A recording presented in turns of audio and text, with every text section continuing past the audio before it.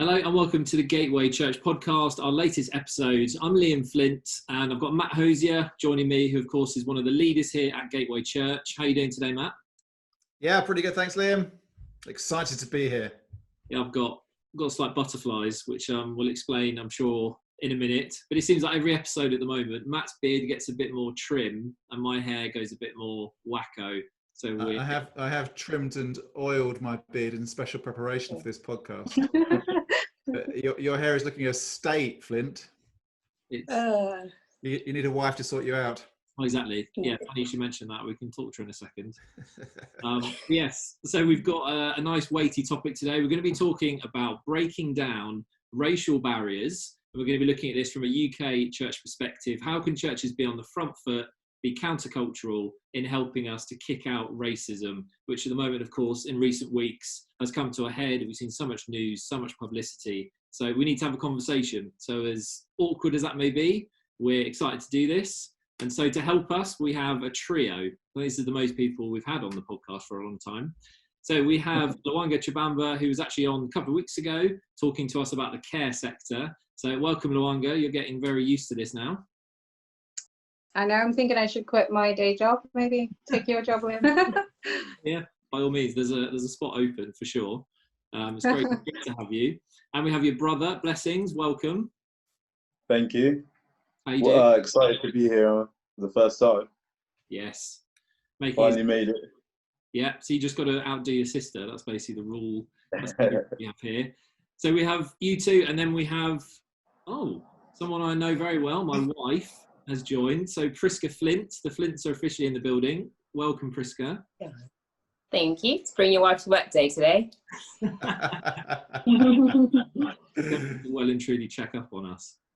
So, yeah. So yeah, we've got an awesome dynamic. It'd be great to chat through how we're feeling at the moment, and of course, how can we break down barriers in the church? Great discussion. So we're just hoping to have a really honest time today, and just to set out the goalpost slightly of where we're looking to go with this. Number one, we really want to just educate people. So you might be listening to this and think, I'm not really educated on this, or I don't even think it's an issue. But we hope to just speak into that today and basically highlight actually the fact that this is not just America's problem. This is a universal issue, and it is in the UK as well. And secondly, we just love to pinpoint how the church can lead the way in stamping out racism. So those are the two goals for today, and everything else in between, we'll just see how it goes. But Prisca, Lwanga, Blessings, we'd love to just start. Matt and I would just love to listen really and hear from you guys. The last few weeks, of course, have been crazy for all of us in a certain way, but for you three especially, how have you found all of the media spotlights, the George Floyd, of course we talk about George Floyd, but it's much more than that, and just everything that's gone with it. How has it impacted you guys personally?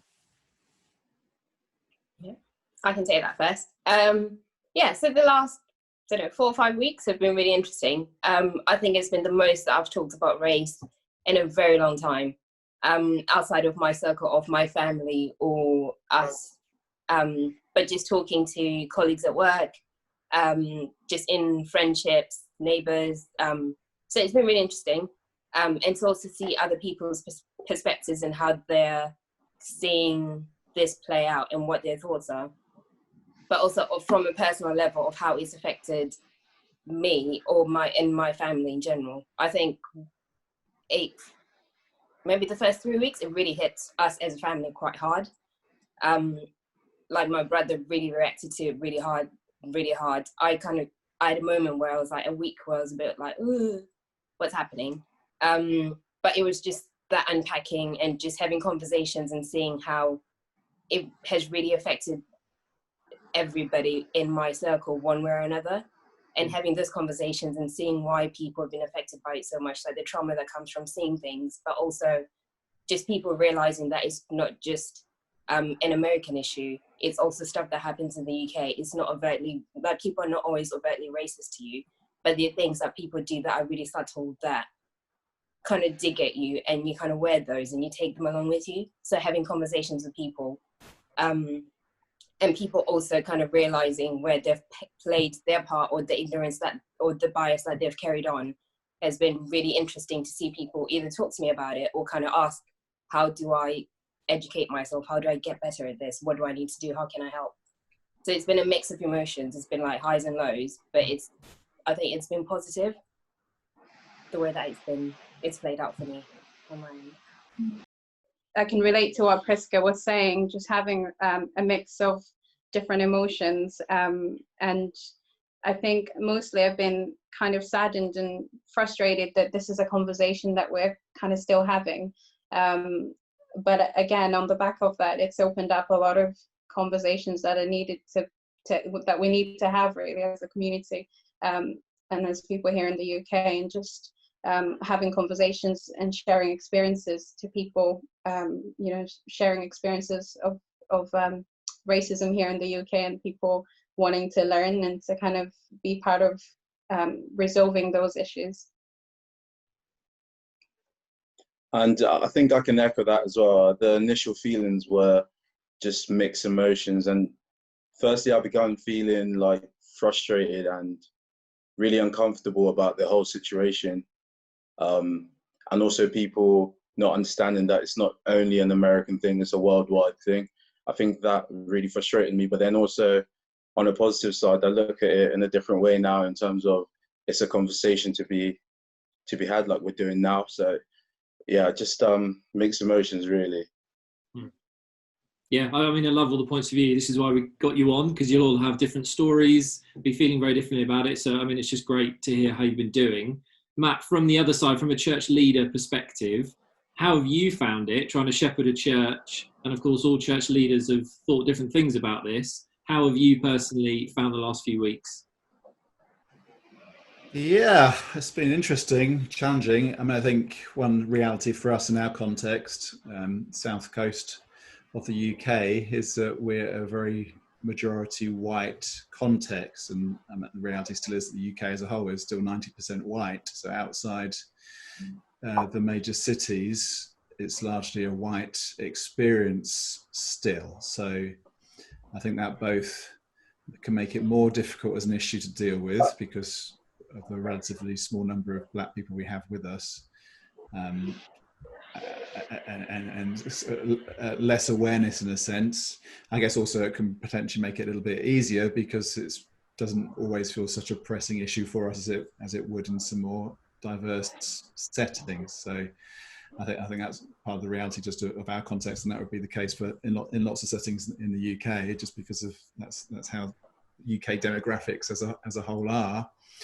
But I think then on a kind of bigger picture, I've obviously been feeling the pain of lots of my friends who are in situations where things are hotter, and trying to think about how they handle it, and I guess also feeling something of the dilemma and perhaps something of nervousness of approaching this conversation today, in terms of, as a middle-aged white guy, it can feel very difficult to say the right thing. So I think whatever people like me say, the danger is that it's going to upset or offend somebody.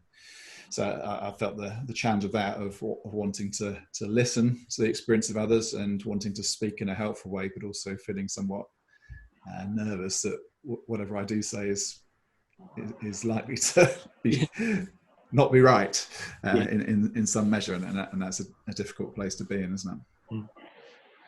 Yeah, you're definitely not alone with that. And Matt, you obviously said, in our context, white majority, and of course for the three of you, you've been in white majority churches, several I'm sure. What's the experience in a nutshell for you three? What barriers do you find when you have been attending white majority churches? Because again, most of the congregation won't be aware, they won't be on the lookout for that.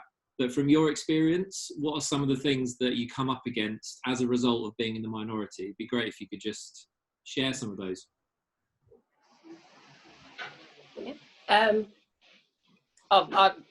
There've been loads of different experiences. I think mine are more, I think I've realised it because I'm married to you. So if I walk in and I'm on my own, how people treat me until you walk in and then you're next to me is very different. So it's like how people approach you the first time, and then there's almost a safety that comes with having you there next to me. And then you almost see people get more comfortable with whether it's talking to me or inviting me around to stuff. That always gets easier if you're there. Whereas if you're not, it's usually quite different, the reaction that you get. And then there's also like things that are quite, I do end up finding them really funny. Or we've had the experience where we had a couple that came straight up to me and started speaking to me in Swahili. They've never spoken to me before, but they must have just thought, you must speak Swahili. So they just started, literally this old middle-aged couple, they just started talking to me in Swahili. I was like, okay, great. Don't know what you're saying, but this is great. They were missionaries, weren't they? And they'd just come back from Kenya, and they were riding the wave, and they just thought, clearly this woman, must speak Swahili. But horrendously awkward, wasn't it? Yeah, so it's just like, I don't know, people just make very funny comments. People do them out of the innocence of it, or they don't realise, or people try to fill in space so that it's not uncomfortable. But you also have the idea of like I said earlier, people talk to me differently when I'm with you, when I'm on my own, or the idea of if you have someone who's visiting church for the first time, people come and grab me and be like, he or she's black too, so you must know what to say to them, as almost like an introduction. I'm like, why can't you just talk to them? Like, I will happily go and talk to them, but it's the disclaimer of they're black too, so you must have something in common. And that's happened quite a few times where people just say that and then they just walk away and you're like, okay, where do I go with that? That's just a few.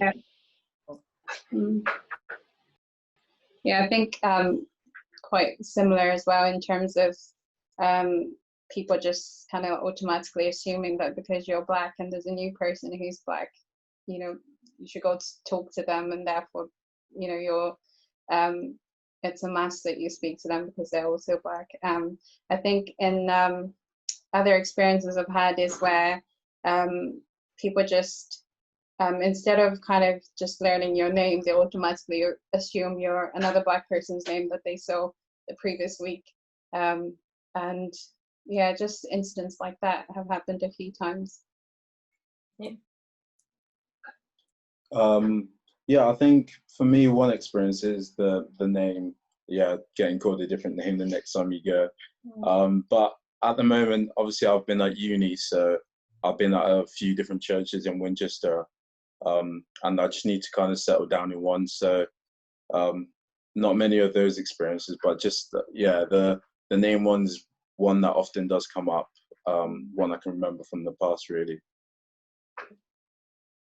And Matt, you've already mentioned it there, that there is, I'm sure, especially as a church leader, wanting to get it right. Of course you want to get it right, and it's that you want to be loving and shepherding. But do you think the biggest issue that we have with responding is that fear of, I'm going to say something wrong, or I'm going to be divisive without meaning it? Or do you think it's more a case of we don't fully understand the issue, so we'd rather keep quiet? Like, where on the church leader radar, what would you say it's more down to?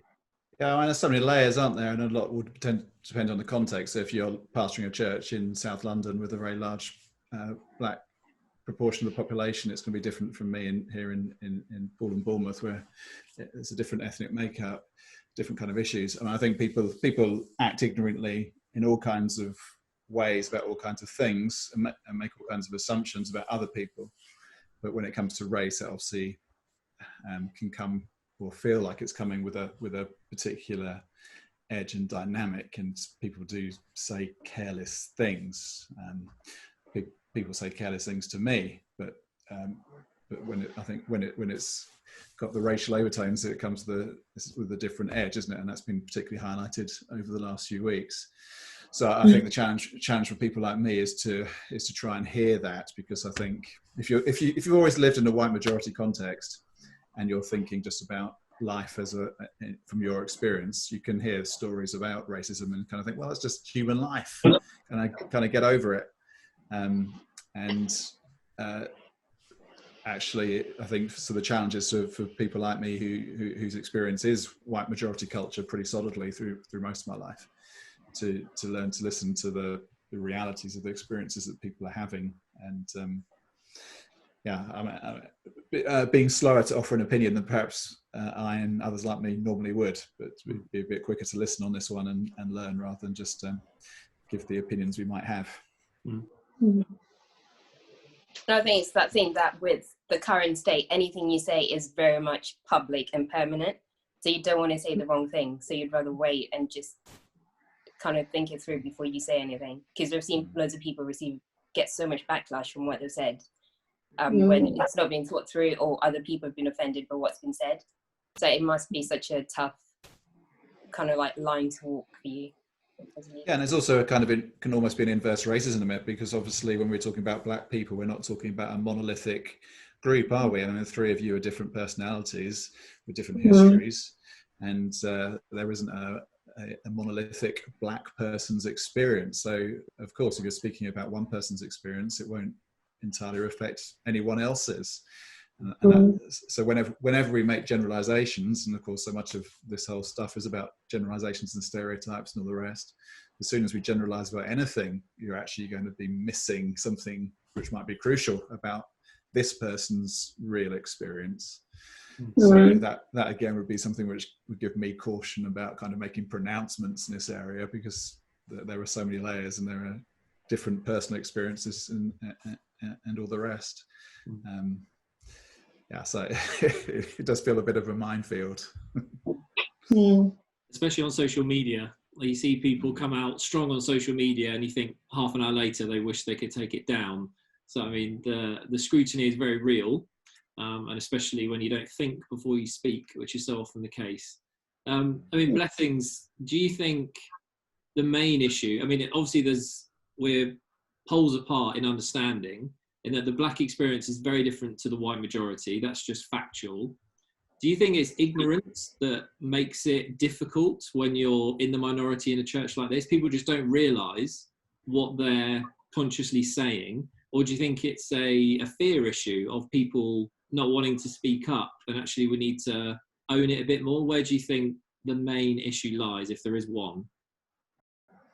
I think to just talk about it like we're doing is the perfect thing we can actually start from. And even if something wrong is said, at least we're talking about the right things. And I had a great conversation with one of my friends' parents, and she told me after listening to a lot of people talk about this, she's realized how ignorant she has been over this situation.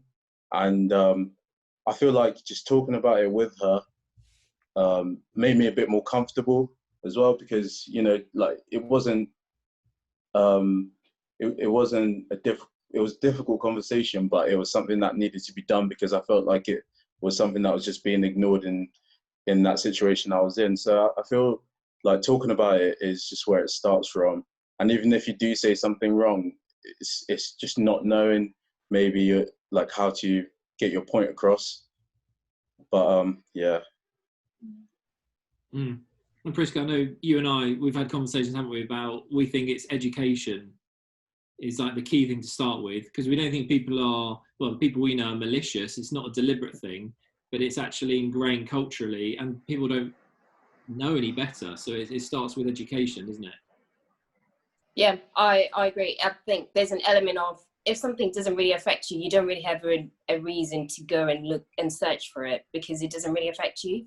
But if by people making friends and actually talking to people that are not just mirrors of who they are, like expanding your group, so you've got people from all races, people from all walks of life, it kind of allows you to get that education that you need of people's experiences, because there's the need for people to actually read and understand the history and why people are so hurt. Because I think that's one of the things I've realized from talking to people. People genuinely just don't understand why so many people are so hurt, and why it's become such a big issue, whether it's the Black Lives Movement or people just talking about race.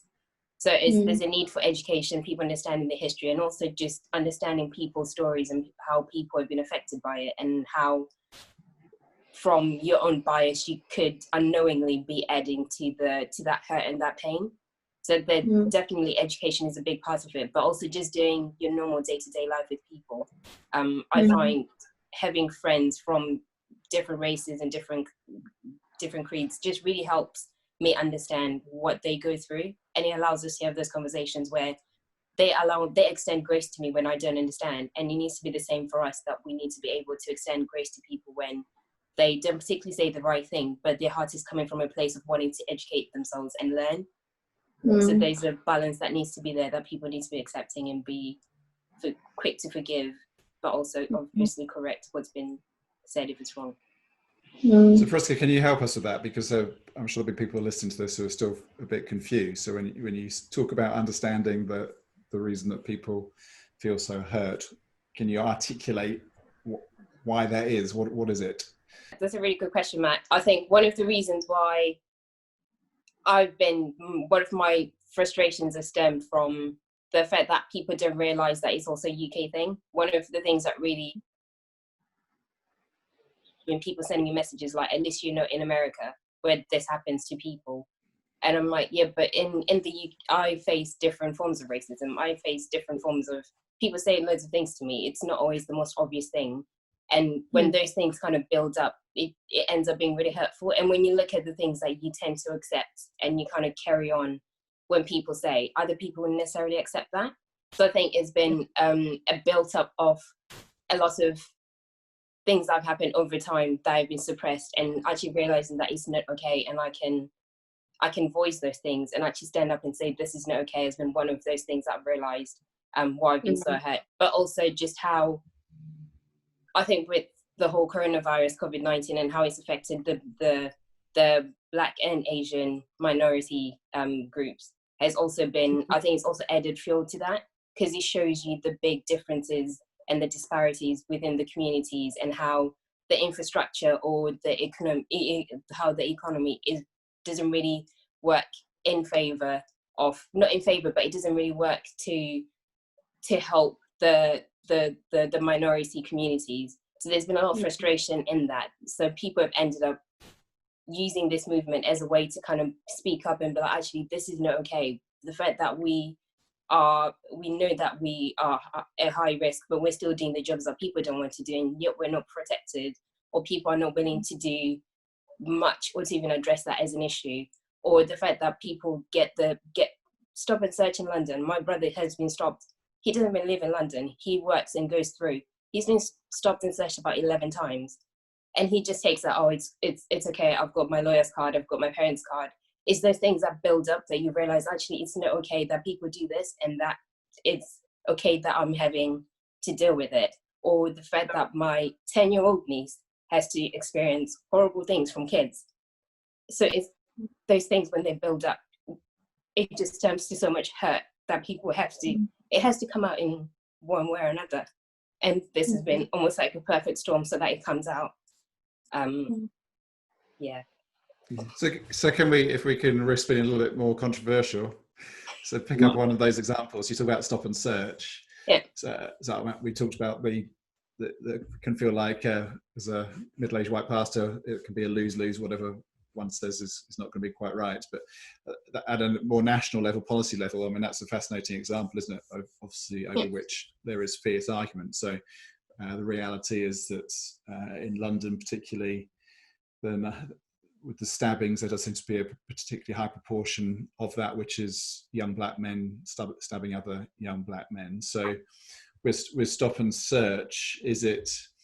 So this is the debate. I'm asking. I'm not expressing an opinion here. I'm really interested in what you guys would say. So that balance between the police stopping young black men because they're the ones who often seem to be involved in stabbings, and then the risk of that appearing to be racial profiling, as opposed to trying to prevent young guys from getting stabbed.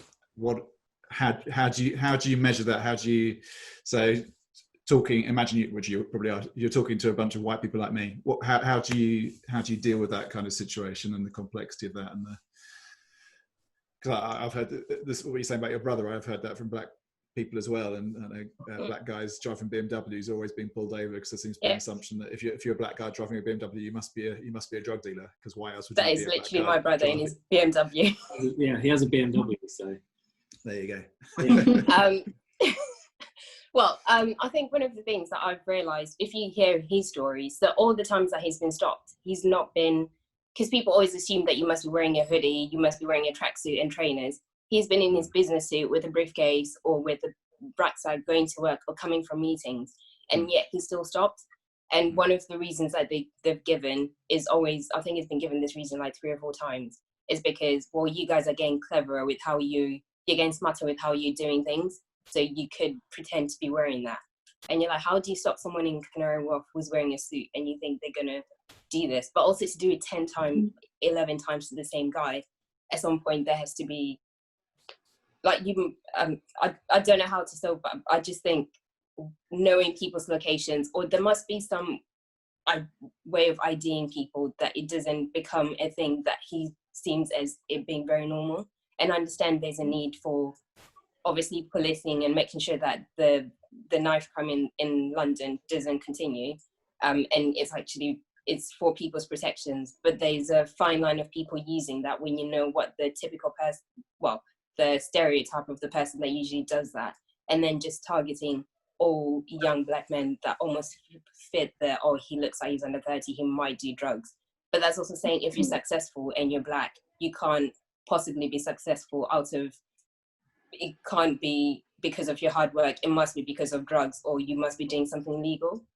So there has to be I don't know how that balance comes, but there has to be a way that can be done in a way that doesn't make people be scared of becoming successful or always be on the edge when they're driving a nice car or they're wearing a nice suit because people assume that they're doing drugs or they're doing something illegal. I was just going to say, with the Matt, you talked about knife crime in London. Personally, I think it's just something that's just magnified only in London for some reason. Statistically, if you look at Glasgow's had a lot of difficulties with knife crime, and that's predominantly white on white. So for some reason, like, it's a big issue, but like it's really brought out into the light when it's black on black for some reason. Blessings. You've lived in nice places, Poole and Winchester, where you're at university at the moment. Have you experienced racial profiling in that way at all? Yeah, I've been stopped by the police twice in Bournemouth and also once in Winchester as well. One time just coming out of Subway, holding my Subway. Suspicious. They asked me where I was going and asked to see my ID. Luckily enough, my ID just arrived, and my provisional arrived the day before this day. And I asked them why they stopped me, and they just explained that I fitted a description of the person they're looking for, and that was literally it. So I think it's helpful for people to hear that, because, as I say, obviously it's this very difficult balance for the police to walk. But I think the lived experience of regularly being stopped in that way must be traumatic. Yeah. Okay, let me ask another question. Is this all right, Liam? Sorry, I'm taking over. No, I'm twice as old as you guys. My kids are closer in age to you lot. So, do you, in your experience, in terms of both the overt and the more subtle racism, do you think it has changed? So, my experience when I was at primary school, I was in a small town in North Kent, and there were literally no ethnic minorities in my school at all. We were solidly Anglo-Saxon. And then I think when I was about 8, one black girl turned up, and I remember that there was quite a lot of racism looking back, kind of casual racism at least, and not least. So one thing I remember very clearly was the playground taunt. And there's always a playground taunt. Somebody's always getting taunted in playgrounds, aren't they? But the playground taunt was that if not directed at her, but kind of inversely, that it was, "You're in love with Michelle Solly." That was kind of the tune that they'd sing. That if the kids wanted to get another kid, they'd say, so that was her name, this black girl, "You're Michelle Solly. You're in love with Michelle Solly." That was the kind of the slur, because you fancy this black girl. So that was my experience. I actually was friends with Michelle, so I was on the end of that sometimes myself. I think my observation would be with my kids that they always had black and Asian friends in school and weren't nearly as aware of those racial differences as I think I would have been when we only had one black child in our primary school. So what do you think? I mean, in terms of the general state of the UK, how racist do you think we are as a nation? Do you think it has changed? I don't.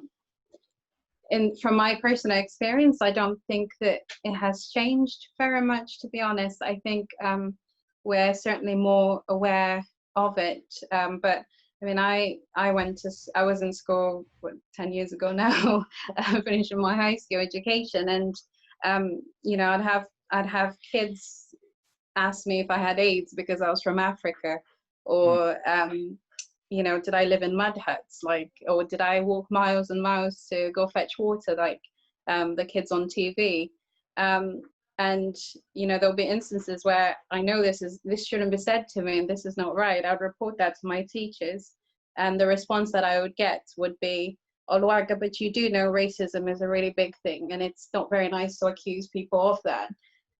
So I think throughout my experience, there were so many things that, you know, often people would say and kids would say in school, but in my mind, you know, an older person, a teacher has told me that that's not something that you come out and say that this person treated you in a certain way because of the color of your skin. So and again, as I say, this experience is within the last 10 years, and it goes on to university experience, and you know, working in different settings, and kind of just knowing that the way that you're being treated right now is because of the color of your skin, although nobody's really using offensive words. But there's just I think it's quite clever, racism in the UK. I don't know if clever is the right word, but very, very like subtle and very very smart in the way that it's kind of portrayed. For me, I think the way I look at it is that my sister at school was racially abused, and my older sister again was racially abused, and my brother as well. So for me, it felt like something that was going to be inevitable throughout my whole life. And to begin from primary school, from name calling, to then college, and then to then coming out of school, finishing school, to walking in the streets, being stopped for no reason, or you walk past a lady or a man and she grabs her bag tightly, or she walks across the road. And it's just those like stereotypes. So it's kind of gone from name calling to stereotypes to what else really? Yeah, it's almost like your presence makes people fearful, and you know. But I've actually done There's something really strange about that. I often, like when I was younger, thinking, why is it that the color of my skin seems to be really threatening to people? And again, it's not just in church circles. This is kind of like a wider community and experiences that I've had.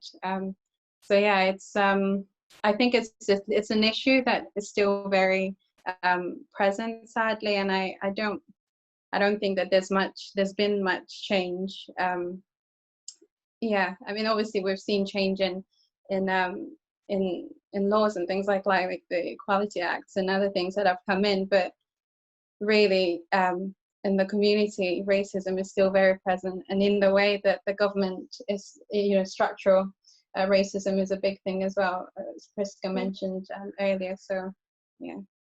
I think my niece is 11, and over the past, well, this has been happening for her throughout, and over the last 6 weeks, so she plays a game called Roblox. It's like a big game with all the kids for some reason, and people have been sending her message because she's got a photo of herself as a character, and kids have been sending her racial slurs on a game. She's 11, and these are kids from her school. These are kids that she knows. And it's been so she'll come to my sister, but why are people saying this because I'm this color? And these are conversations. She's 11 and she's having to experience this, and we're having to have conversations with her to say, it's not you. It's just, you know, people are not kind at times. And I think parents overlook the importance of talking to their kids and just telling them to just be kind. Because their kids, if you're not teaching your kids, someone else, they're learning it from someone else. Yeah, that's a really good point. Really strong point.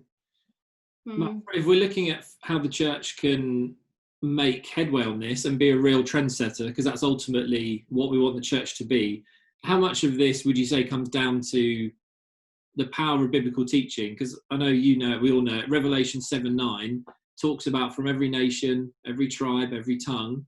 So racial discrimination is not biblical. It doesn't have any place in Christian circles.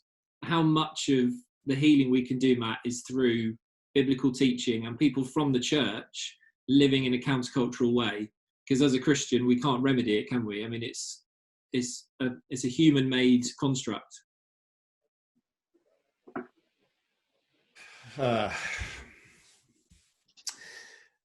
Yeah, so I think. Well, what do I think? Well, I put you in one. Right, on it. I think the gospel is always the answer to everything, and what the gospel teaches us in terms of the dignity of the human race and what we are, what we can be, is powerful. And actually, the point, of course, is that the way that all the moral judgments that are being made at the moment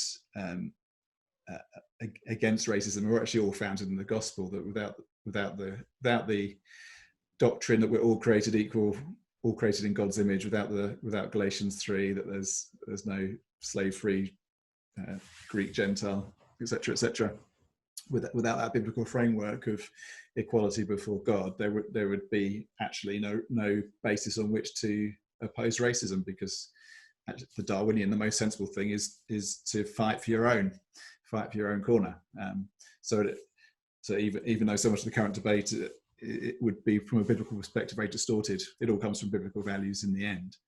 So I think what we need to do is come back to the biblical truth and emphasize those. Actually, this is our truth. This has been revealed to us by the Word of God, illumined by the Holy Spirit, that each of us is made in the image of God for the glory of God, and we stand in equality before God. That what qualifies us to stand before God is not the colour of our skin or our sex or ethnicity or social status or whatever. It's coming in Christ and being united to Him. So that absolutely is the foundation and framework which we teach and have to declare, and which society needs to hear as well.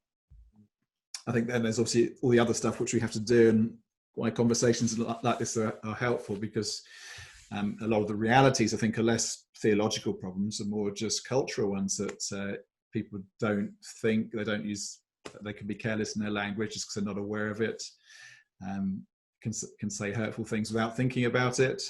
People are very aware of difference as human beings. We're very aware of difference, and people latch onto difference as grounds for discrimination, whether deliberately or unconsciously. So I think raising awareness on those issues by having conversations like this is really important. And as we just bring this to a bit of a close, I mean, practically, Lwanga, what would you like to see the church doing? To think about like the individual and the congregation on a practical level. Do you think it's about listening more? Do you think it's about educating themselves, going and reading literature and talking to people actually outside their normal group? What would you say practically every single person in a congregation can be doing? I think a really important thing is and it's for everybody really, is to be aware of our unconscious bias. We carry so many things that we don't even kind of realize. So I'll say that's really, really important. And then just stepping out and, investing in, especially I think young Black people, trying to have a conversation, learning their struggles, hearing their stories, and then as a church saying, how can we support you to get to where you want to be, spiritually or whichever area that they need support in. And I feel like that can only come from building a relationship, and a relationship comes from actually being really open to kind of step out of the groups that you're in, stepping out and actually getting to know people as they are, because I feel like that's where, when relationship comes from that, and then ultimately it creates an environment where you can be vulnerable and share your struggles with people. Yeah, I'll add to that and say, I think also investing in, like you've already touched on this, but investing in the young Black men or women or any other ethnic minorities in the congregation, so that we also see them in leadership. Because there's a thing where if you don't see people at the front, if you don't recognize yourself or see people, then you almost think like you don't have the authority or you can't become that. So seeing the church become more diverse at a leadership level would be really good, but also being more proactive in calling out the gifts that you see in the in ethnic minorities, men or women, and then giving them the platforms to actually be more involved in the church and be seen, be more visible in what happens in the church. Because then you come in and then you see that at the front and you think, oh, actually, yeah, this church is diverse and they've got more people at the front that represent a truer picture, I guess, of what the kingdom of God is meant to be like. I think Ben Lindsay in his book said you can't become what you can't see, which I really liked, and I know that really applies. So if someone's listening to this and they generally want to be in the know and they're thinking, right, I want to understand more about what the Black experience is in white majority churches, what would you point them towards? Books, podcasts, films? What would you say people should go and check out? I would say before you go to books, talk to people like what Lwanga said. And if you don't have people, there are loads of books out there. There's one that I really like. It's called Slay in Your Lane. It's about Black women's experiences in the UK. So if you just want to get a perspective of what it's like in the workplace and day-to-day life, that's a good, but it's not necessarily a Christian book, but it kind of gives you an insight into some of the biases and some of the things that we kind of have to fight through and some of the things we have to think about if we're going for job interviews or just walking along in the street. It's a really good insight of a collection of stories. Black and British, I think it's also a documentary. So that's a good one to it kind of talks about the history of Black people in the UK and the link between slave trade and that whole connection. And it kind of just educates you on some of the struggles and how the systems are built up and how we kind of got to where we are, and almost give you an insight into why people are quite loud about the movement and some of the things that people are asking for. And I think there's something really powerful, as you're saying, Prisca, about personal stories. Like if they are people, from an ethnic minority group in your community, like just stepping out and hearing people's experiences and learning about their struggle, and then kind of trying to work with them to find a solution really in that community you're in. I think that's really, really powerful, talking to people. Yeah.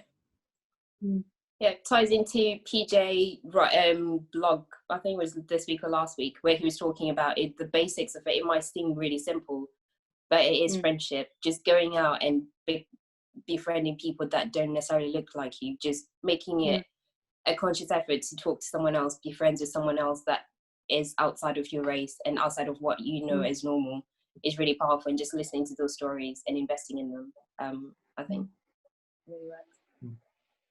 Yeah, I think that's a challenge for all of us in every situation, and it cuts across race issues as well. And I think actually often in the UK a big issue is class.